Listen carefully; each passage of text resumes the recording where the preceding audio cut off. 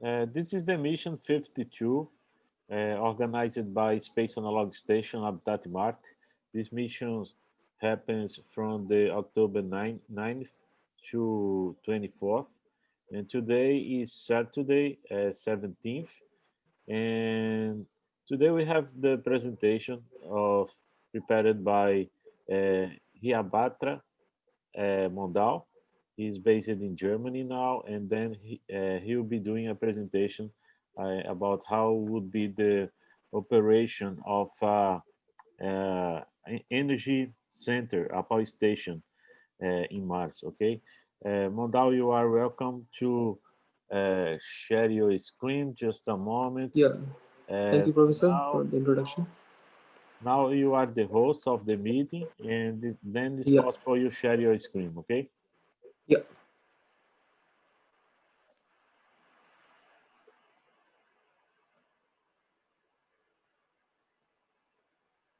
okay. It's sharing now.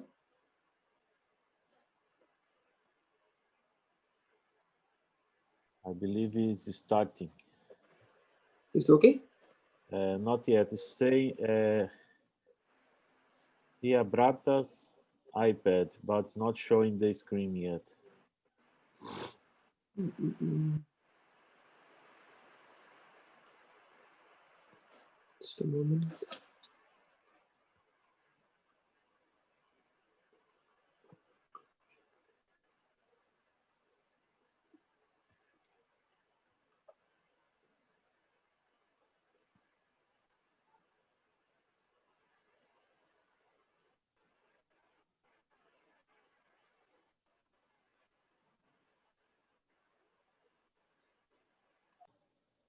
Yeah, hello. I'm Riyabrata Mondal. I'm studying a master's in Germany, and I'm the and I will be presenting here on.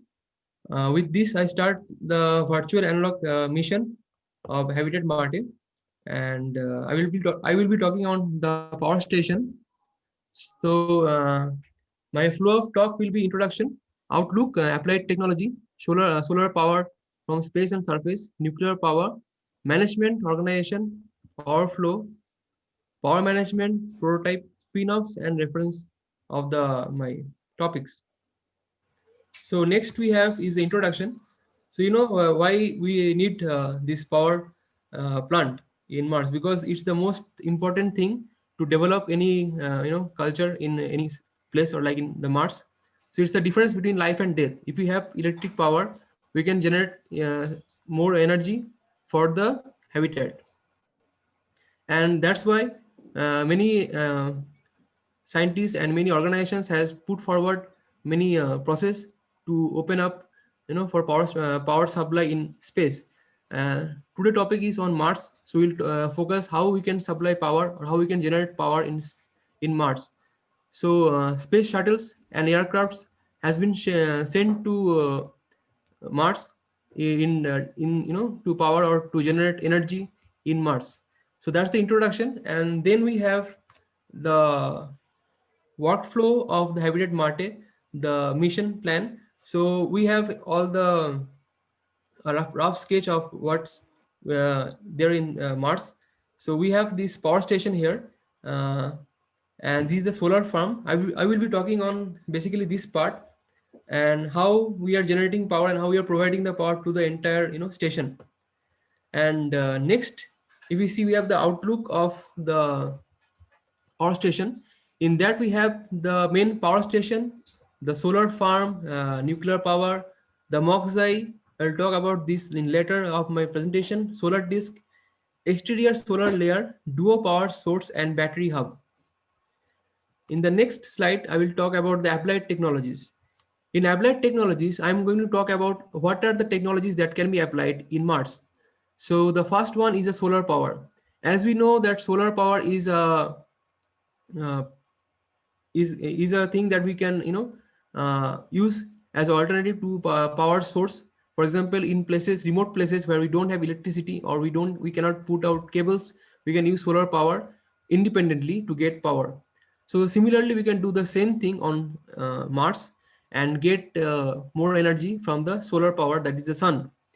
And here we have some challenges. So first we'll see what are the failures that we will face if we put the same kind of solar panels in Mars.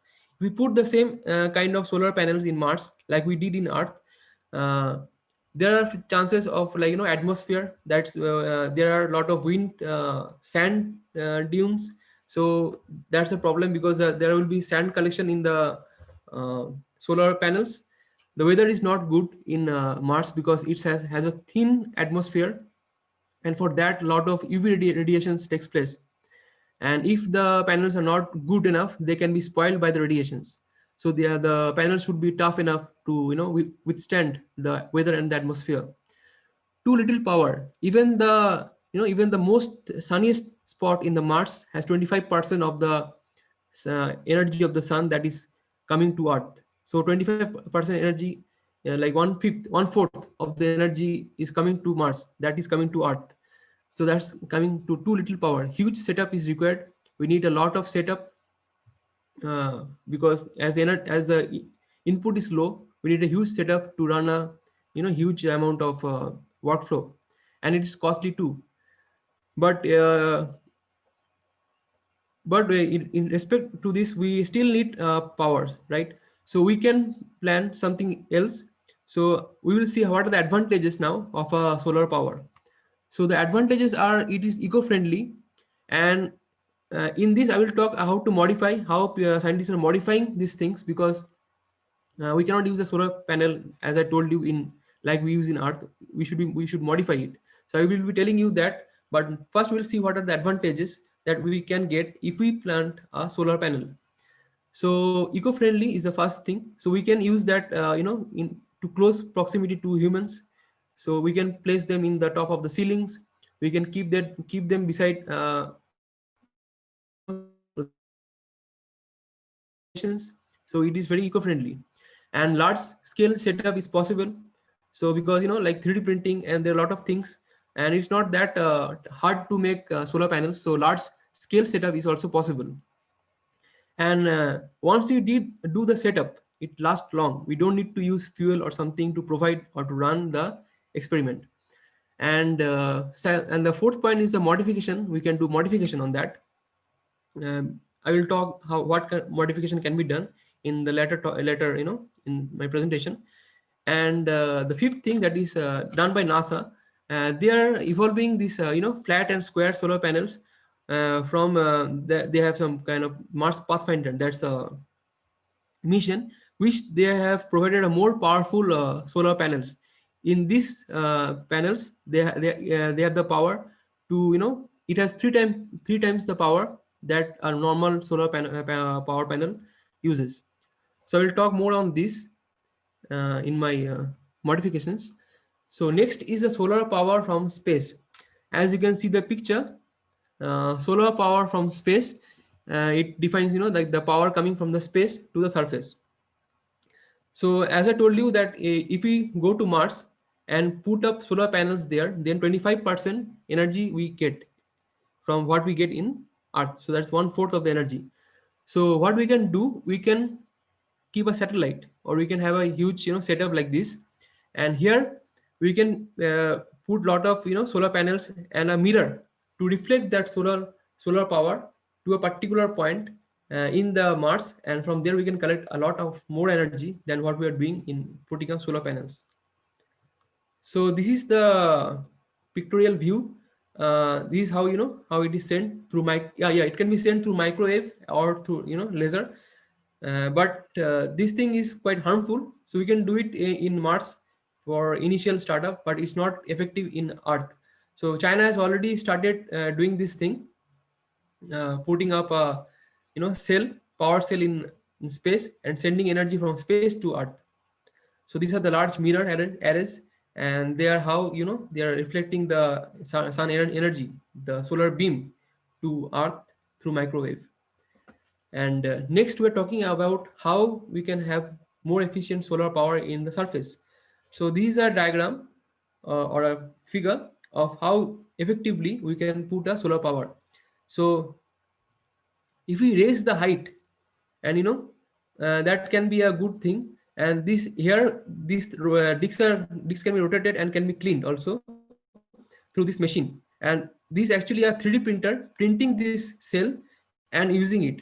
So like this we can put up more machines in Mars. So it's a more advanced solar panel. Next, we are talking about nuclear power, the ultimate solution, I think, to the Mars. What NASA has going through for the last 3 years, they are looking for the alternate to all this power, and they're putting up a nuclear power. So this is a typical diagram of a nuclear plant, you can say. So yeah, we have the uranium and the charged material, and this is the ceiling, and these are the hot pipes, you can say, like like in nuclear plant what they do, they produce a lot of energy, and with that energy 520 kilo 520 Fahrenheit, at 520 Fahrenheit degree they heat up the water, and it is used to run the turbines, and we generate electricity. So these are the heat pipes from where the the thermal energy is coming out. And next alternate to the nuclear power is we can have a fins. So these are alternate to the thermal pipelines. We can have the fins because in Mars we don't have water source, so we can directly use the thermal energy and convert it into electric power. How is it done? We will talk in the later on the presentation. Next, we move on to the main thing that NASA is doing now. So NASA is now working on the kilo power. So and that is the recent or they're developing this kilo power for the 3 year, for since 3 years they're developing this kilo power, and they have done some reactors. They have tested reactors, and that are 6.5 feet tall, and they are kind of producing 1 kilowatt energy, but this can be modified to 40 kilowatt power, uh, which is efficient to run like 200 household energy. So that produce a lot of heat energy.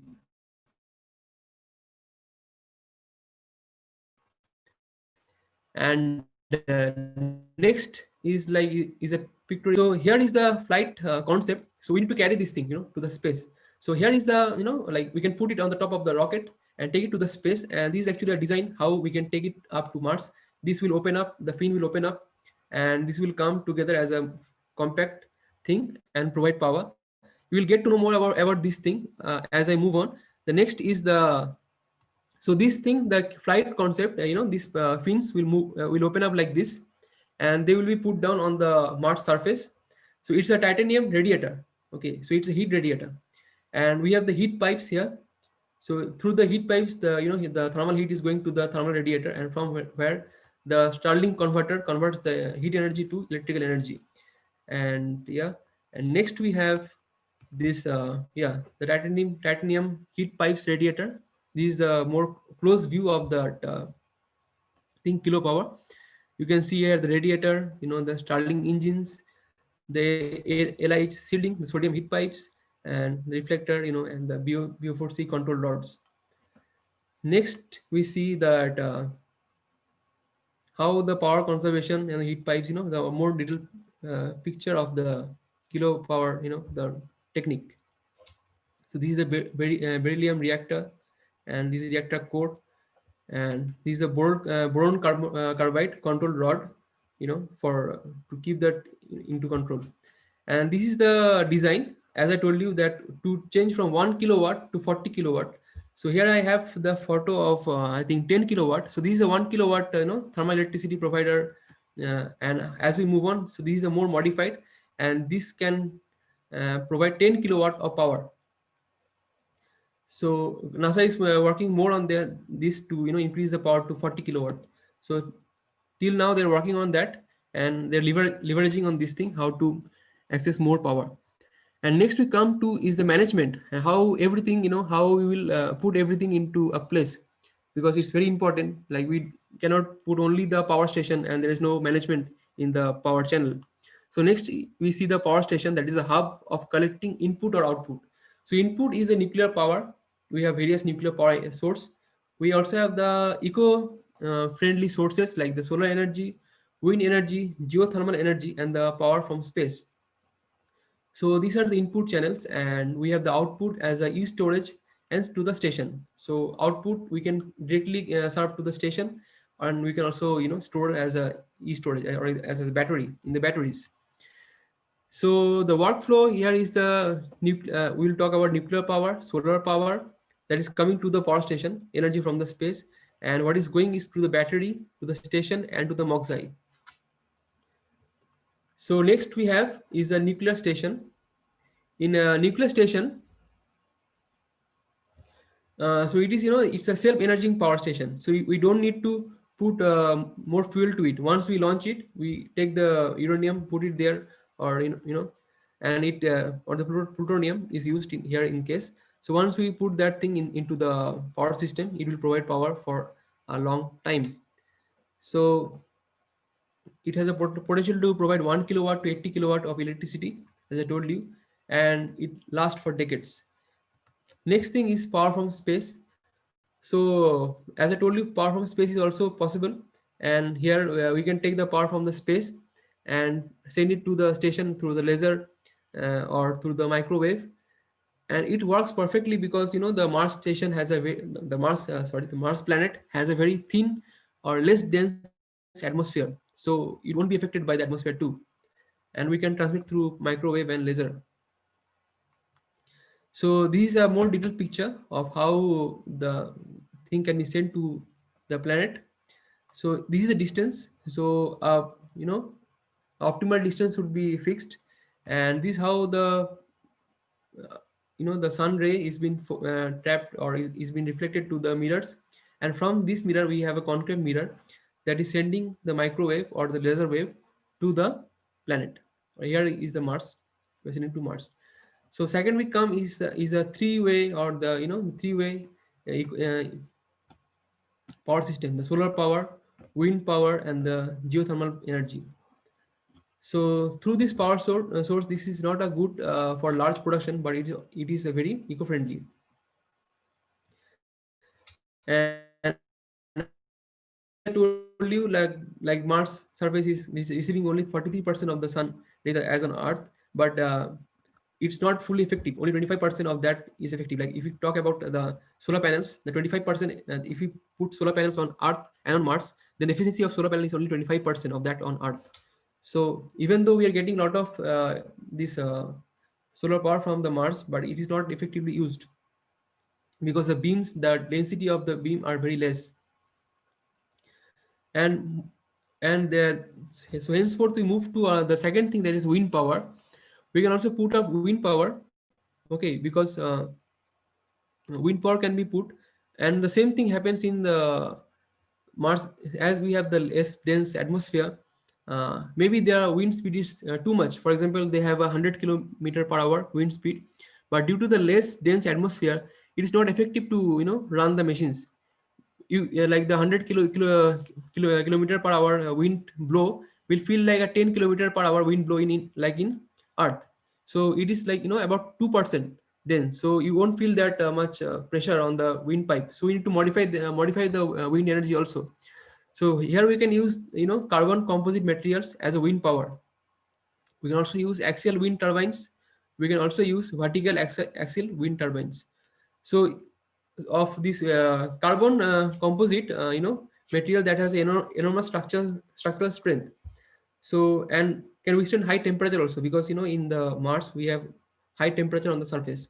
So for that we actually need a carbon composite material for the wind machine. So we can use the carbon composite materials as a wind power for the fans. The axial wind turbines is a next generation of wind turbine power system which can work with multiple directional winds. For example, if the wind is coming from different kind of direction, it can turn that into power. Like we also use the vertical axial wind turbines uh, in that case. But the advantage of this is that the most advantageous thing of this is that we can put it into more close proximity. We can put more power plants, more wind power plants into, like we can put them together. They don't need any separation. For example, the normal or the typical wind power plants, we need to keep it like a 150-meter or 200-meter distance from one another for the proper generation of power. But here we can use this axial wind turbines, and we can keep them in close contact. As you can see here in vertical axial wind turbines, they have put three together. So we can stretch this thing, we can put more together, and I think that is more effective than the normal one. So next we have the thermal energy. So we can use the thermal energy too, but the same thing, it is not that much efficient in Mars, but there are also some plus point that we get in Mars. That is the first thing. Uh, First thing that is the atmosphere pressure is much lower. So as the atmosphere pressure is much lower, the transformation that the when we put the machine, the liquid from the surface from or the heat from the core will come to the surface very easily. We don't need pumps to transfer that uh, heat energy. Moreover, the Mars surface temperature is much lower. So if the surface temperature is much lower at night, so we can use that core temperature, and due to that, in thermal power plant, they use the difference in the temperature to run the turbines, and like that we can use the geothermal energy efficiently. And here we don't use water. So here we can use, in case of water, we can use liquid carbon dioxide. So carbon dioxide is present in huge amount in Mars atmosphere. We can use the liquid carbon dioxide as a working fluid for the geothermal energy or the geothermal plant. Next we will talk about the prototype. In prototypes, we are modifying what we are just visualized in the previous slides. So in the prototype, we first see that nuclear power, how it can be sent to the space. This is the chamber. This has been this is how we set up in the Mars, but it is foldable and can be kept inside this rocket chamber that can open up in Mars, and provide power. And so this is the first part. So this is is a small one, and this is the head of the machine, and this is the baseline. So we can send this thing to the Mars through the rocket.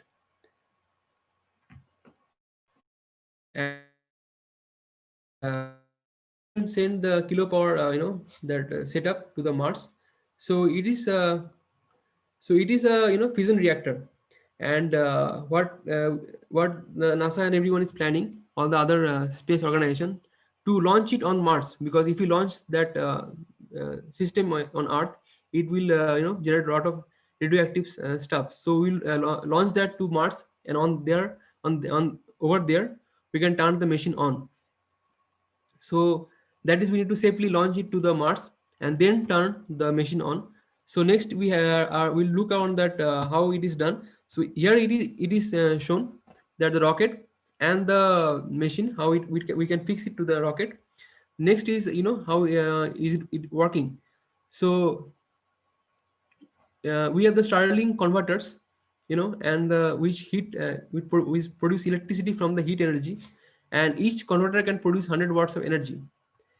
Next is like the reactor, or the core of the reactor is a cylindrical enriched uranium that has 6 inches in diameter, and this we can carry safely to Mars, and then we can activate that. It's a uranium, and a beryllium oxide reflector will surround the uranium core, and a single rod of boron carbide used to turn the reactor. So this single rod boron carbide will use as a to turn the reactor on when we once we plant the reactor there. So the reactor will establish a nuclear energy from there, and the fusion energy, through that we'll get the energy for the power station. And here you can see that the reactor is sending the energy, the thermal energy, through the heat pipes to the the fins, and through this fin we can collect the energy and we can send it to the station. And this is the photo of the placement of the kilopower plant on Mars ground. Next, we are talking on the battery hub. So you can see this power station are connected to the battery hub and the station. So we need battery hub because the extra energy we should keep it for the future use. And for example, in the Martian nights, the temperature falls a lot. So for that time, we cannot use any of the power sources. At that time, we can use the energy from the battery and uh, keep the place warm. Next, we have the duo power source. So I modified this duo power source through AutoCAD, and this is a prototype actually. I modified this with keeping this thing into my mind that in Mars, ground, there are a lot of storms, and all the solar panel powers, they are covered with the sand, and that's why it cannot be used, frequently, because they are mostly covered by sand. So this is actually a kind of fan that can be rotated and can be fixed and can be have a directional change, so that whenever there is any kind of storm or there is some sand collected on the surface of the disk, we can turn this on as a wind power source. So it's a duo power source. We can use as a solar panel also, and we can also use as a wind power. So for example, at the day, we have solar we have the sun energy, so we can use the sun energy. At night it may be caught by the sand. At that time we can use the wind energy. So at the morning we are getting the sun energy, and at the night we are getting the wind energy. And it is solving the purpose of both, because in the morning, as we get the sun energy and there are also storms, so the fins or the solar power fins can be covered by the sand. At night this can turn as a wind power, so it will get rotated, and the sand will get cleared from the fin, and in the morning you can use it as a solar power. So next is a exterior design of how we can design the station. So here we can fit the solar power panels. It's just a rough sketch on the surface, because on Mars, as I told you, there are a lot of radiations, and we need something to cover our house. We cannot, have an open hut, or we cannot have an open home. We are living there because it has a lot of radiations. We need to cover them with metal shields. So why not cover them with a solar power panel?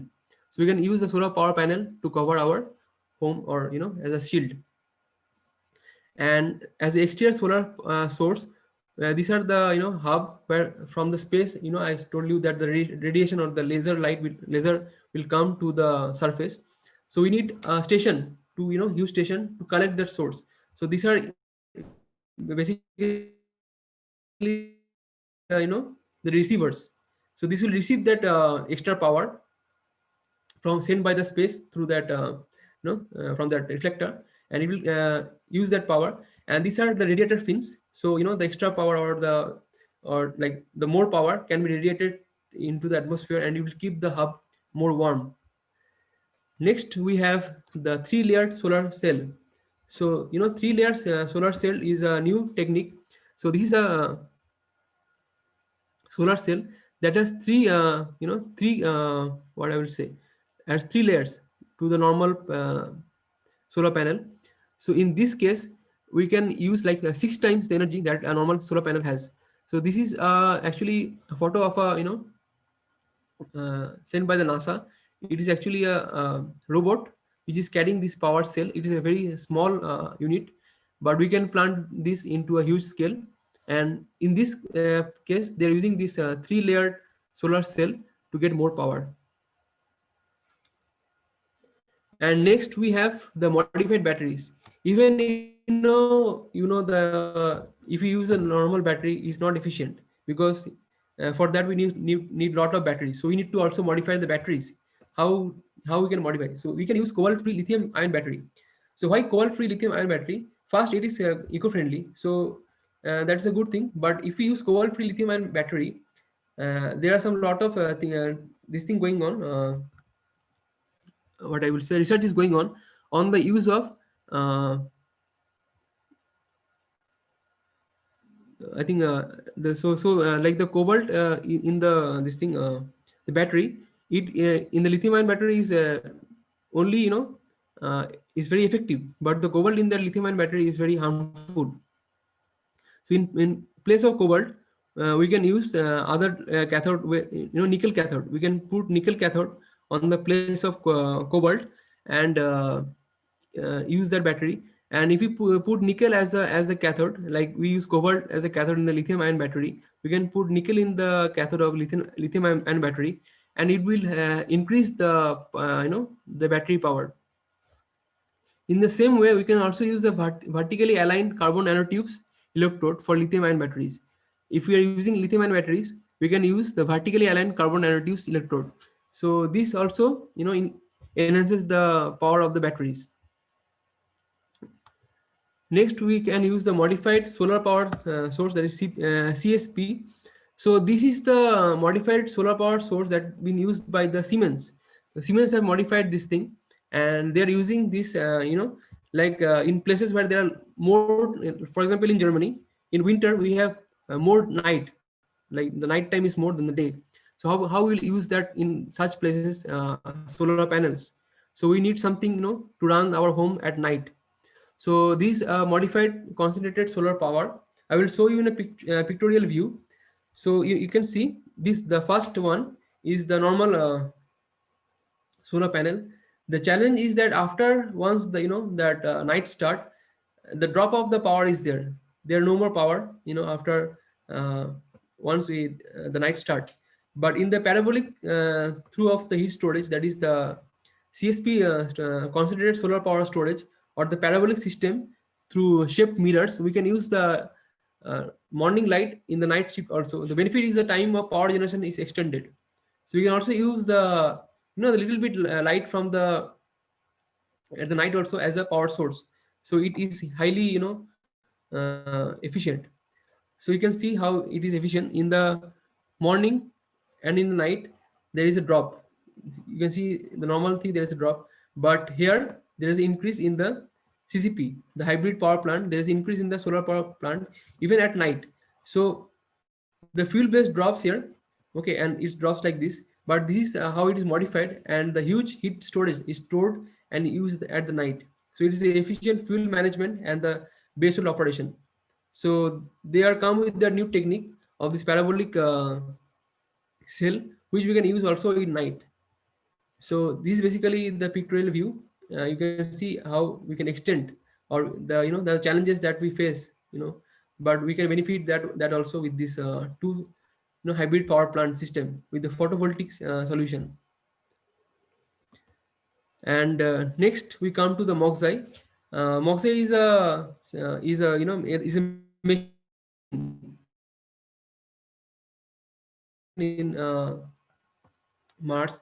And why I'm talking about Moxai, because if we can produce oxygen, and if we can put hydrogen into that, and we can make water, and through water we can run lot of machines also, and we can use as a like for drinking also. So Moxai is a must thing to be, and it is directly connected to the solar power system, because it needs a lot of energy. And to run this we need a lot of energy, and it converts CO2 to oxygen. So that's a good thing. Next is the radiation power can be also be used as a solar power. So as I told you that in solar cell they use the sun energy, but there are recent developments and researches that we can use the radiations, X-ray and gamma rays, or the light rays, and use as a energy, because it heat ups the surface, and through that thing we can absorb the energy from them. So we can use also the radiations as a heat source or as a power source. Next is 3D printing. 3D printing can be used in on the surface of the Mars.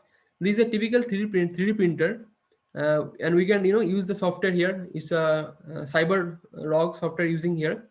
Through this we can we can plan out designs, and I will show you how efficient 3D printing is nowadays. Nowadays 3D printing can be used to framework, metal surfaces, ceramics, and composite things. We can also use carbon fiber waves also. We can develop carbon fiber materials also from 3D printing. It is also used on a huge scale. It is used for developing buildings also. Now the printing of houses also are done through 3D printing. You can see the picture here. These are huge house is been printed through 3D printing. So these are the modern house been printed through 3D printers. Next is the 3D printing in space. This is a pictorial view of a 3D printer in space, how we can use it, like a robot, and we can put three axial machine over there, and we can plant, or we can build up buildings there in space. So that's a good thing about 3D printing, and we can use it in space without any supply of material from the earth. So that's it for today. At the end, I would like to tell you that the civilization on Mars is possible.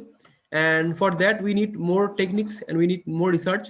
It's really a good, we need more good minds like Elon Musk is talking about this thing to put more civil put more thing like the starship like that, and like NASA is working on the kilowatt technique, kilowatt plants.